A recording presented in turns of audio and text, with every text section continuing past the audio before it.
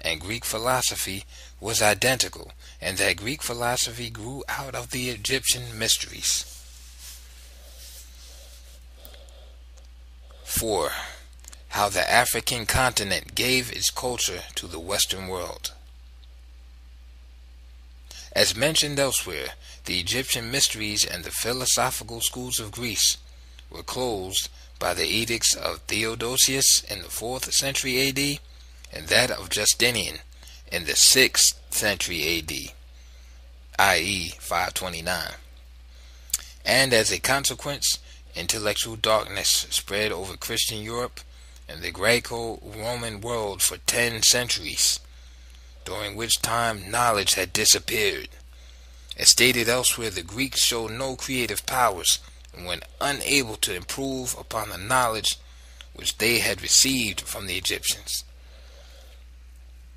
During the Persian, Greek, and Roman invasions, large numbers of Egyptians fled not only to the desert and mountain regions, but also to adjacent lands in Africa, Arabia, and Asia Minor, where they lived and secretly deployed the teachings which belonged to their mystery system.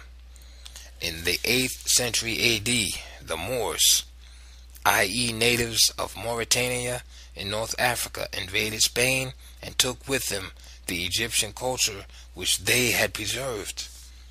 Knowledge in the ancient days was centralized, i.e. it belonged to a common parent and system, i.e. the wisdom teachings or mysteries of Egypt, which the Greeks used to call Sophia. As such, the people of North Africa were the neighbors of the Egyptians and became the custodians of Egyptian culture, which they spread through considerable portions of Africa, Asia Minor, and Europe. During their occupation of Spain, the Moors displayed with considerable credit the grandeur of African culture and civilization. The schools and libraries which they established became famous throughout the medieval world. Science and learning were cultivated and taught. The schools of Cordova, Toledo, Seville, and Saragossa attained such celebrity that they, like their parent Egypt, attracted students from all parts of the Western world, and from them arose the most famous African professors that the world has ever known in medicine, surgery, astronomy, and mathematics. But these people from North Africa did more than merely distinguish themselves in Spain. They were really the recognized custodians of African culture, to whom the world looked for enlightenment.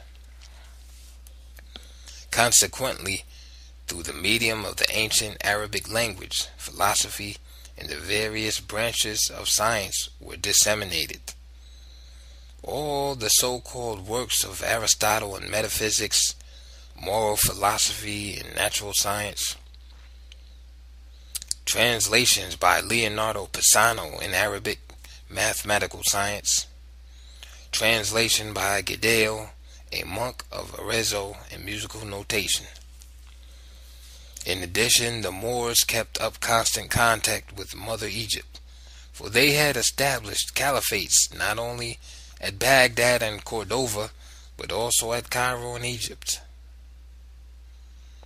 Just here it would be well to mention that all the great leaders of the great religions of antiquity were initiates of the Egyptian mystery system, from Moses, who was an Egyptian hieroglyphic, down to Christ. It should also be of interest to know that European scientists like Roger Bacon, Johannes Kepler, Copernicus, and others obtained their science through Arab or Berber sources. It is also noteworthy that through the Middle Ages, European knowledge of medicine came from these sources. End of chapter 3. At first, we thought there were tombs for the pharaohs, but we've never found a corpse, leading to the question, why in God's name do the Egyptians spend decades building gigantic triangular structures? And what was their freaking purpose? The mystery doesn't stop there though, because there's pyramids all over the world, as if someone had just taken a stamp and just stamped it everywhere on Earth. There's far more pyramids in Sudan than Egypt, and there's even more pyramids in South America than the rest of the world combined. It's as if pyramids were a fashion style in ancient times. You know what else is crazy though? We actually found an Egyptian mummy whom tested positive for cocaine. And the plant that you make cocaine from is not native to Egypt. It's only native to the Americas. The fun only starts there though. We've got the top 8 mysteries of the pyramids coming right at you. Number 1. 8-sided pyramid insanity. This is one of those facts that, when stated, will cause people to hate on you and attempt to pompously correct you on, but is genuinely true. Like tomatoes being a fruit, that the biggest desert in the world is Antarctica, or that French people are actually quite polite. Okay, that last one was a lie, but get this. In 1940, a British pilot discovered that each of the 4 sides of the Great Pyramid were actually split in 2 by a concave indentation, creating 8 equal sides. Even weirder is that these discrepancies are only detectable at dawn and sunset on the spring and autumn equinoxes when the sun casts its shadow. This means the Egyptians had a solid understanding of the solar cycle and advanced mathematics, but this still doesn't explain one important aspect of the discovery. Why is it only visible from above? Who is this a demonstration for? Their gods? Ancient big-ass ballers? Or a mysterious other? Number 2. Earth, not Egypt. One thing that stands out amongst pyramid-building cultures is that they all possessed advanced knowledge of mathematics, astronomy, and the Earth's geophysical properties. Basically, they were antiquity's greatest nerds, except without the distraction of Star Trek fan theory and Japanese tentacle porn. There are even similar-looking pyramids in Italy, Giza, China, and South America, which are all themselves strikingly similar to Cambodian temples and Indonesian structures. It's like someone just pressed copy and paste a whole bunch of times and hoped no one would notice. Well, just like your college professor, yes, we did notice. How can all these cultures build in such a similar style during one particular period of Earth's history when most of our architecture differs so greatly from country to country? Some people point to the idea of a theoretical hive mind, a global collective consciousness which helped different races form the same ideas without ever contacting each other. This kind of societal consciousness has been seen in the animal kingdom. Could we humans all be connected too, in some way? But in a way far more efficient than the human centipede? And is this why we've built the same unnecessarily large structures around the world over and over again? Or perhaps was there some other reason? Number 3. Giant tombs stamped everywhere? Now let's think about that a little bit more. No bodies have ever been found in the Great Pyramid or many of the other thousands of pyramids, say, for instance, in South America. The absence of corpses, which is a great band name by the way, has been attributed to grave robbers and archaeologists taking anything that wasn't nailed down. Although the idea of stealing a corpse is kind of weird to me, that still doesn't explain why the pyramids didn't contain burial items such as a sarcophagus. So what gives? Did they just change their mind? Maybe it's like the time you buy your friend an awesome gift, then realize you want to keep it, and so then buy them something crappy. Imagine I'm saying this part in an Egyptian accent, which I cannot do. Yeah, sure, Pharaoh. We'll bury you here. We promise. Don't you worry about it. Pinky swears. What? He's dead? Party at the pyramid! Woo! Okay, but if they weren't constructed as tombs, then what was the point of the pyramids? Number 4. Their purpose? It couldn't have just been big things are cool. Some speculate they were used to store grain or valuables, but any theory that believes these amazing structures were just ancient Kmarts is far too dull to explore. One interesting idea looks first at where the pyramids were built. The Egyptians constructed the Great Pyramid in the geographical center of the Earth, along specific lines of latitude and longitude, almost perfectly oriented to the 4 points of the compass, facing true north more accurately than any structure built before or since. Do they have Knowledge about untapped magnetic energy centers of the Earth and try to harness it? Or something else equally as insane? It sounds like a pretty crazy idea. One credible theory, though, actually unites the pyramids of the Mayans and Egyptians with the incredible mathematical knowledge needed to build them. Pyramids from both cultures have been specifically aligned with certain star constellations. The pyramids of Giza and Teotihuacan both reflect and point to the constellation of Orion. And it's no coincidence. Both cultures believe that the stars were themselves gods. But then again, I guess so do we, considering how much people pay for a piece of tissue full of Tom Cruise's tears. Not only did they believe that the stars were gods, but that their gods actually came down and visited them from the stars. That's where that belief came from. Number 5. Secret rooms and passageways so unexplored, I'm furious. Beneath the Sphinx and within the Great Pyramid, sonar and radar technology has uncovered a few ancient secrets. They are believed to contain many small passageways which have lain untouched by man, making them the exact opposite of Miley Cyrus. So far, we have only uncovered a few of these, yet it seems strange that such a vast building would be used to house only a few small corridors and tombs.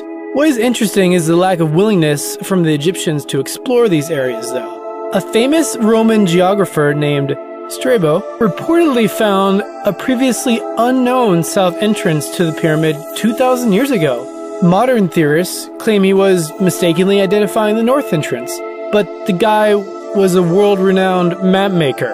A world-renowned map maker. That's like a doctor checking you for strep throat by shoving a camera up your butt. It is simply a mistake a knowledgeable man would not make. So what do these secret rooms and passageways contain? Perhaps with more exploration and hopefully permission from the Egyptian government, we will eventually find out. Not only were the pyramids in South America built in the same way and style as those in Egypt, but many utilized identical measurement systems. And as we've already discussed, they lay on important lines of latitude and longitude. Is it out of the realms of possibility that one particular culture wanted to spread their ideas far and wide, traversing the endless oceans of the globe to spread the word of their one true God? Sounds a little bit like, Jehovah's Witnesses knocking on the door of ancient civilizations just as they were about to get in the bathtub. Imagine me with an accent right now. Hello Mayans, Hindus, would you like to hear the teachings of our giant cat lord the Sphinx? No more accent. Obviously, to accomplish this would have not only required the crossing of thousands of miles of land and ocean, also the ability to instantly command the respect of local people to build them. I mean, geez, it's hard enough asking your neighbor to borrow their power tools. You try getting him to build you a 400-foot high pyramid and see where he sticks that power saw. So were all these commonalities across ancient cultures and across the earth just due to chance? Number 7. Ancient pyramid building civilizations interacted? Now there are many theories regarding contact between old and new worlds pre-Columbus. The similarities in cultural items and the composition of pyramids found in Peru, Egypt, and those built by the Olmecs of Mexico have been noted by mainstream scientists. Is it possible they somehow made contact? We don't know a great deal about early Central and South American navigators, but we do know most Egyptian galleons of the time. The chances of them making their way over to South America using their ordinary fleet would be as likely as Nickelback releasing a decent song in the next century. However, King Sahur of Egypt was known to have commissioned ships as large as Christopher Columbus's Santa Maria. Now, he could have just been building huge boats to make up for his own personal shortcomings, or perhaps he had another intention. The Egyptians were expert designers and mathematicians. Could they have really traveled that far? Other African fleets, such as Mansa Musa's Malian explorers, claim to have tested the limits of the Atlantic Ocean, and some artifacts found in Mexico do bear resemblance to the African people. Then, in the 20th century, new scientific techniques enabled us to detect traces of nicotine and cocoa on Egyptian mummies. Nicotine and cocoa, which can be turned into ... cocaine. it looks like the ancient Egyptians were quite possibly getting high. Now, the more likely explanation is that they were using the cocoa for something else, but much more importantly, cocoa and tobacco are both only native to the Americas. But since they're so popular today, apparently, I mean, who knows how far indeterminately the Egyptians may have traveled in their quest. That is, assuming they traveled by boat. Number 8. Extraterrestrial Pyramid Party. Both the Mayan and Egyptian cultures record gods coming down from the sky to give them instructions to build the pyramids. But many cultures claim such meetings with deities and spirits. In fact, my local preacher claims to shake hands with the Lord every time you give him $10. Joking aside, he's basing even that claim on how God in the Bible came down from the sky and gave man instructions. And let me ask you a question. What comes down from the sky thousands of years before the Wright brothers were even born? What?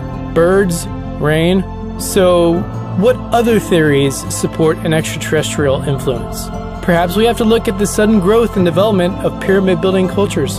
In both Bosnia and Siam in China, large pyramid structures have been discovered, which were originally believed to be hills. We already know that the ancient Chinese were intellectually advanced at the time, and guess what? So were the Illyrian people of prehistorical Bosnia.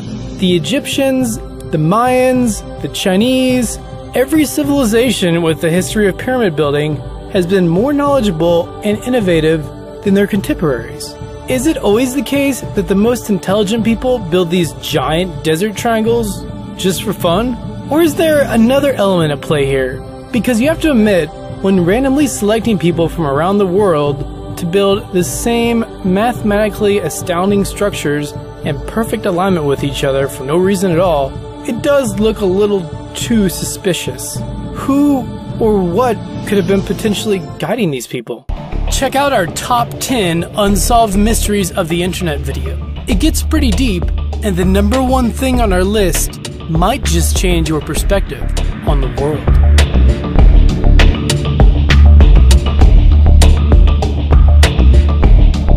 And Greek philosophy was identical, and that Greek philosophy grew out of the Egyptian mysteries. 4. How the African continent gave its culture to the Western world.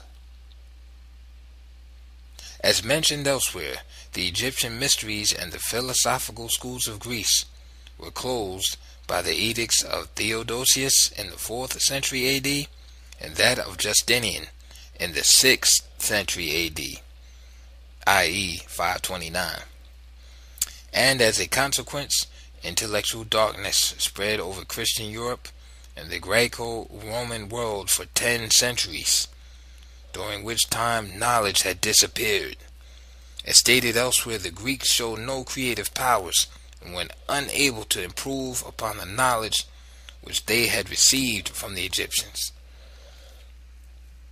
During the Persian, Greek, and Roman invasions, large numbers of Egyptians fled not only to the desert and mountain regions, but also to adjacent lands in Africa, Arabia, and Asia Minor, where they lived and secretly deployed the teachings which belonged to their mystery system. In the 8th century AD, the Moors, i.e. natives of Mauritania in North Africa, invaded Spain and took with them the Egyptian culture which they had preserved.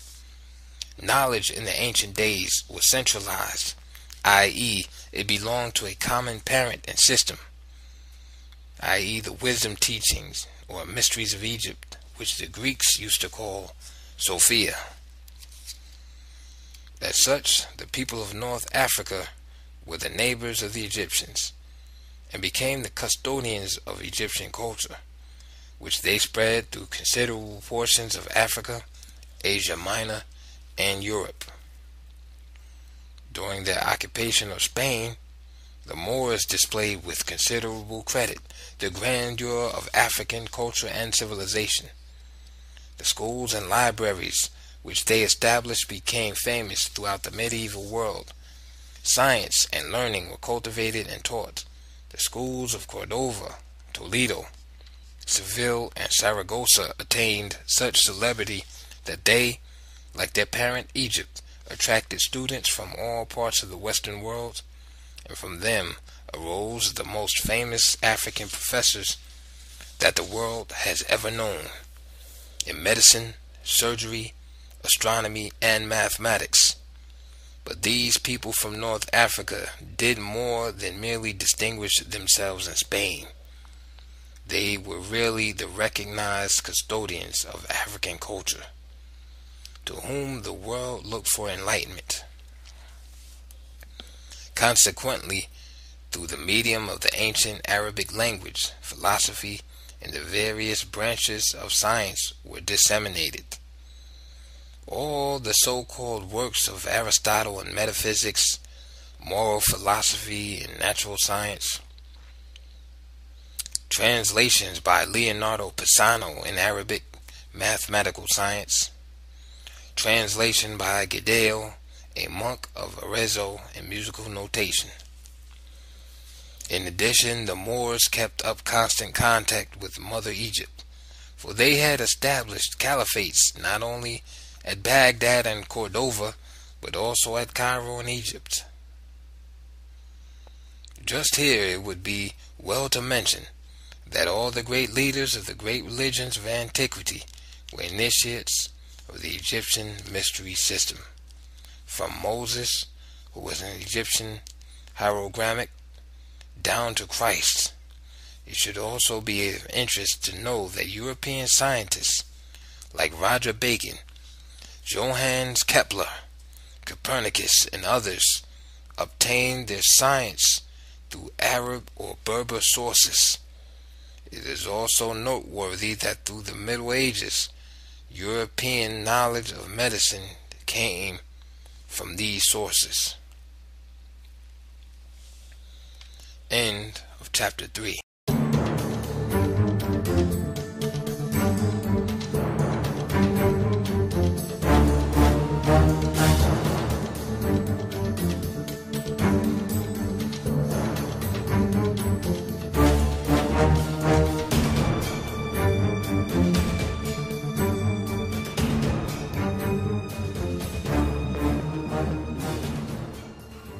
The pyramids of Giza are said to be located in the middle of the earth.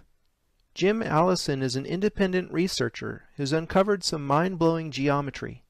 Here he's taken the Vesica Pisces and laid it over the circle of the earth. Giza is at this point, equidistant from the North Pole and the center of the earth. Quite a central location when you see it this way. In one of the oldest surviving Hermetic fragments called the Macrocosm, or Virgin of the World, Isis has this to say to her son Horus.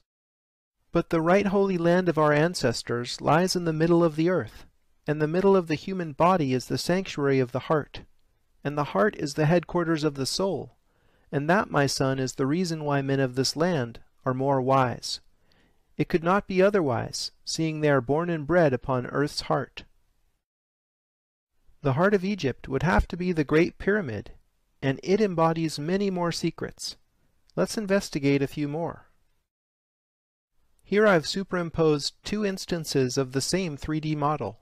When we draw a circle from the center of the pyramid in plan to the tip of the pyramid in elevation, something amazing happens. We square the circle. The circumference of the circle is equal to the perimeter of the square. This is a sacred diagram that encodes much wisdom. Mathematicians have proven this diagram can't be drawn perfectly because of the transcendental nature of pi. Approximations are all that is possible in flat Euclidean space. In the book The Dimensions of Paradise, John Michel has shown how the first Pythagorean triplet is the key to the wisdom encoded in this diagram. Here, 3, 4, 5 triangles set the scale and make it a very easy approximation for anyone to draw with compasses and a ruler. Now brace yourself for the wisdom. The moon and earth actually fit this diagram. The size of the moon compared to the earth is as 3 is to 11, with a 99.97% accuracy. The pyramid therefore encodes the relative sizes of moon and earth. The 3-4-5 triangle itself contains a secret that unlocks yet more of the mystery. The area of a 3-4-5 triangle is 6. 6 is one of very few perfect numbers in math, and is the only number in the infinite sea of numbers which is both the sum and product of the same three numbers. The number 6 is associated with the macrocosm, which is everything in the universe larger than the human scale. There's a simple mathematical realization that gets you from 6 to 720 that I'll skip over here. Pause the video if you love numbers. When you scale the original diagram by 720, here's what you get: the actual dimensions of the Moon and Earth in miles. The diagram says the Earth's diameter is 7,920 miles, and that's 99.97% accurate. The diagram says the Moon's diameter is 2,160 miles, and that's 99.94% accurate. That's one precise approximation. John Michel called these the canonical numbers for a good reason. When we lay this diagram over Stonehenge, we see that it fits. The dimensions of Stonehenge match the canonical numbers, but with a shifted decimal place and in English feet rather than in miles.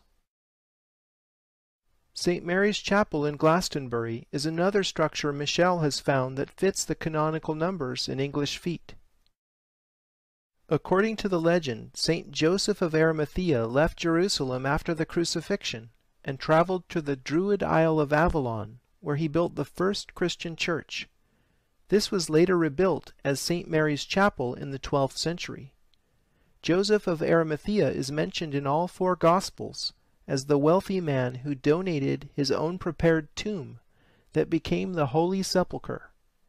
Some say Joseph of Arimathea was Jesus' uncle, because he acted like a family member in this regard. In any case, these are the walls that remain from St. Mary's Chapel, and here are its dimensions in English feet. The dimensions fit the canonical numbers, just like Stonehenge. The original chapel's ground plan resonates with a double Vesica Pisces like we saw in the analysis of the Great Seal of the United States. Thinking of the legend, I overlaid a 5 by 12 rectangle with X's inside that we'll see later in Jerusalem, and I discovered that it closely fits the double Vesica Pisces. Perhaps there is truth to the legend of St. Joseph of Arimathea after all. St. Mary's seems to bear the stamp of the Jerusalem rectangle.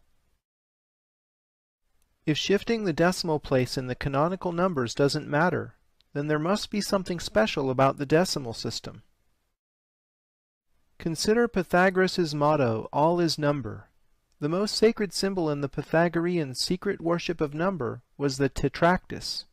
The diagram consists of points arranged in 4 rows, with 1, 2, 3, and 4 points in each successive row.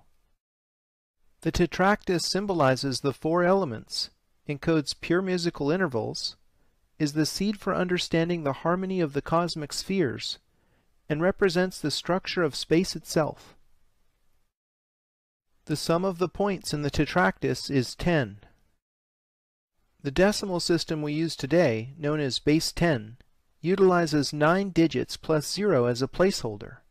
In fact, the word digit comes from the Latin digitus, which means finger. We naturally assume base 10 must have arisen from the practice of counting on fingers.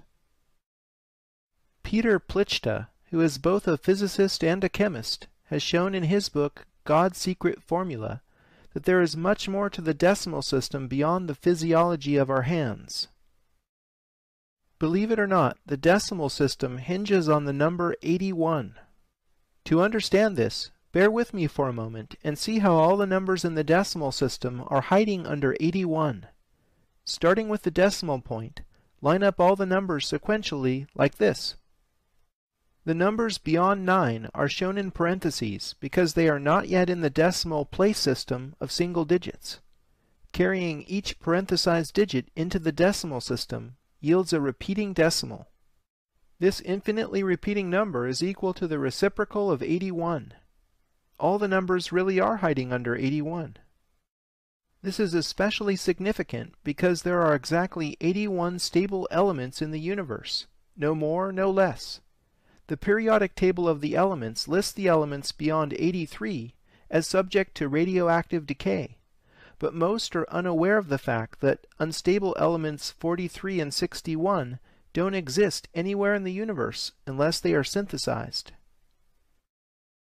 Plichta was the first to make this connection, and also points out that all 81 stable elements are categorized into 10 types of isotopes, which is another reference to the decimal system. So Pythagoras was right. All is number, and the numbers are in base 10. Rena Shesso's book, Math for Mystics, points out some relevant spooky facts. Not only does the moon move through space 81 times faster than the Earth, but the moon has 1/81st the mass of Earth. Am I alone in thinking this is just too perfect? She also points out that the magic square of the moon is a 9 by 9 square having 81 numbers. Magic squares go back at least 2,600 years to ancient China. I get the feeling all of this was known in the distant past. While kids count to 10 on their fingers, theoretical physicists talk about 10-dimensional superstrings, and Kabbalists talk about 10 sephiro on the Tree of Life. They are all recounting the decimal structure of the universe from different points of view. Traveling a short distance along the Nile, we come to Dashur, site of the lesser-known red and bent pyramids. Egyptologists claim these were contemporaneous with the Great Pyramid of Giza. I think the sacred geometry of both pyramids was correctly deciphered at world-mysteries.com. The pyramids at Dashur hold keys to macrocosm and microcosm. First of all, the red pyramid isn't as steep as the Great Pyramid. Its face proportions match this red triangle within a pentagram. Tilting up 4 such triangles until they meet defines the pyramid and its slope. The pentagram is a powerful magical talisman that was a symbol of the Pythagorean school. The pentagram encodes the golden number phi within itself fractally. Phi is one of the most important numbers in mathematics, because nature uses it to proportion everything from pine cones to sunflowers and nautilus shells. Even our bodies are based on the golden section. The number 5 is associated with the microcosm, with life and in the growth of living things. The adjacent bent pyramid is the only pyramid with 2 slope angles. The lower slope is steeper than the Great Pyramid, and its face proportions match this blue triangle within a hexagon. Tilting up 4 such triangles until they meet defines the pyramid's lower slope. The upper slope matches the red pyramid, so it's red triangles within pentagons again here. So what's up with all the hexagons and pentagons? It has been said that the great enigma of alchemy is the mystery between macrocosm and microcosm. The word alchemy actually comes from al-chemi, which means the way of Egypt. I believe relating 6 to 5 is the essential key encoded at Dashur. Renaissance master Albrecht Dürer made this drawing in his course in the art of measurement with compasses and a ruler. Everything emerges from the Vesica Pisces. Dürer's Melancholia I is one of the most studied pieces of esoteric art. Franz Deckwitz presented the following analysis in 1979 to John Michel, who published it in his 1988 book, The Dimensions of Paradise.